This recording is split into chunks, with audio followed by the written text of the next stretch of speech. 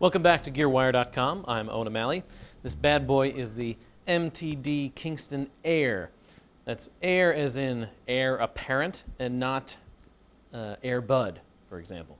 But MTD is, you probably know, the company that was started by Michael Tobias after he left Gibson.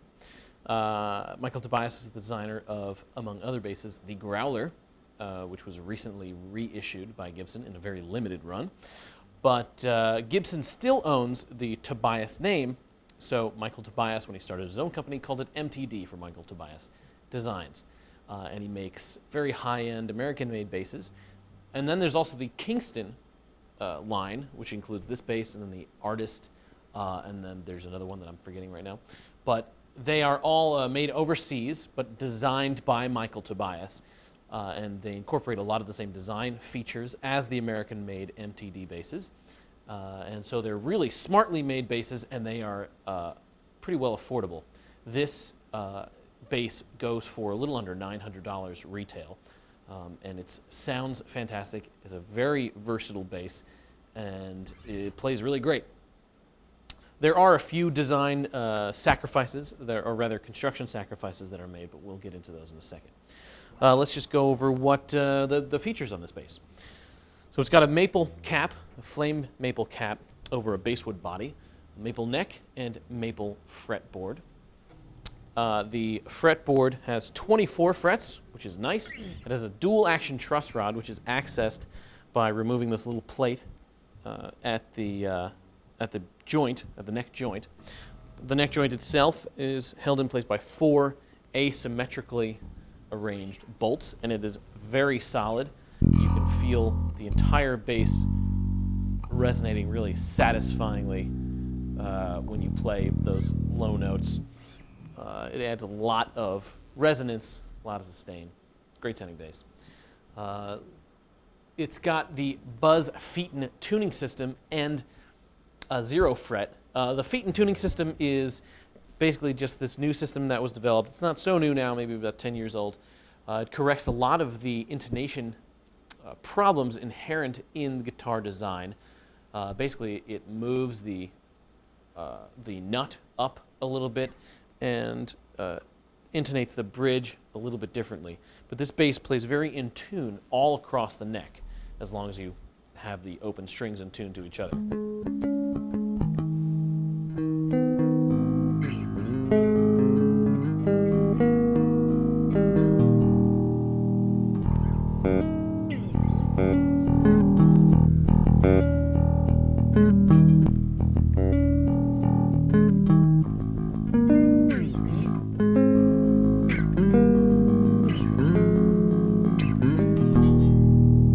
Get those nice harmonic overtones.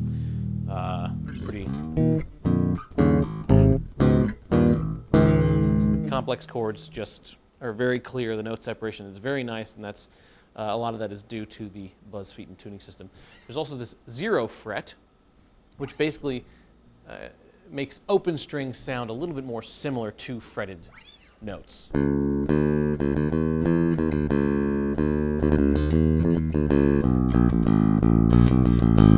They're still slightly different, but the idea is that your string is resonating off the same material, whether it's fretted or not. So it's kind of a nice little feature that you usually find on high-end custom basses. Now let's take a look at the electronics. This is an active bass. It's got a 3-band active EQ, and you can see there's 2 pickups here. They're both MTD produced and designed pickups.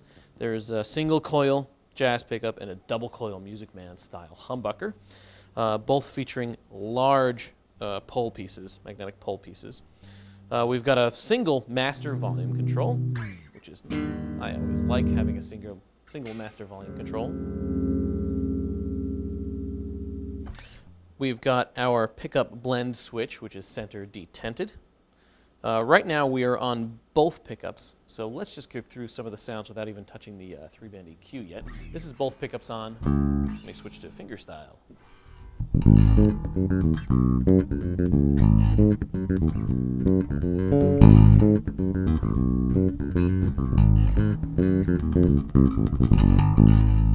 Now let's move to the neck pickup here, which is the J style single coil.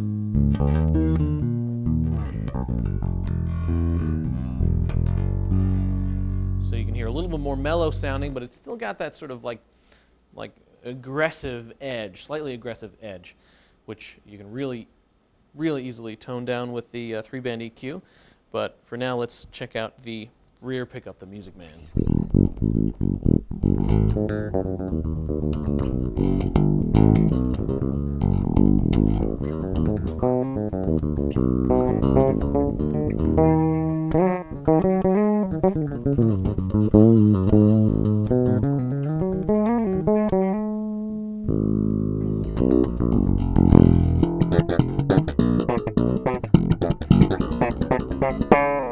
Really aggressive, sort of throaty sounding pickup with a lot of bite, a lot of edge to it, especially when you play with a pick.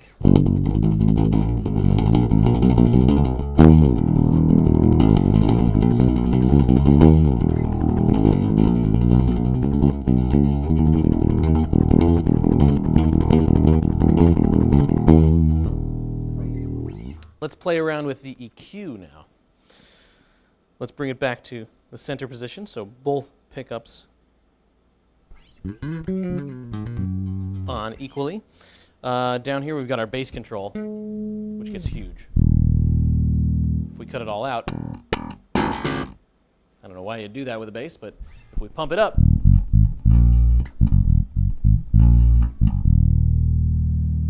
so you can see there's a lot of range on these. Here's the mids.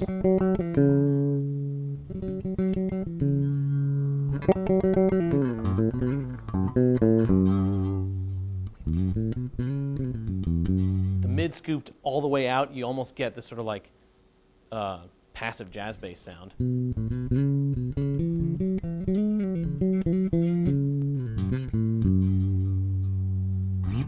You can crank the treble. That gets really harsh.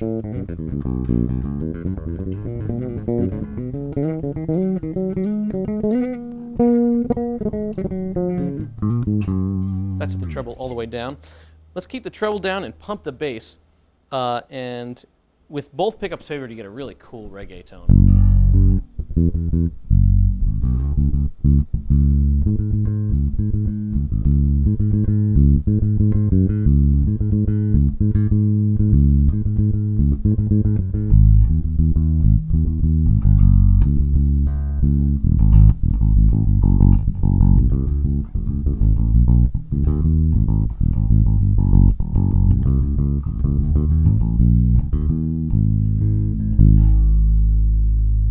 Really deep and even, pretty great sounding.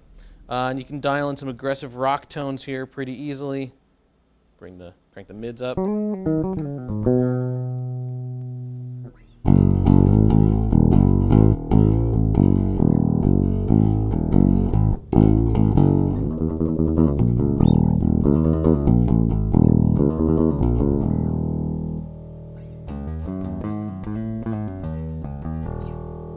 Some more vintagey sounding tones, more classic sounding bass tones when you favor the single coil. So as you can hear, pretty huge variety of tones in this bass.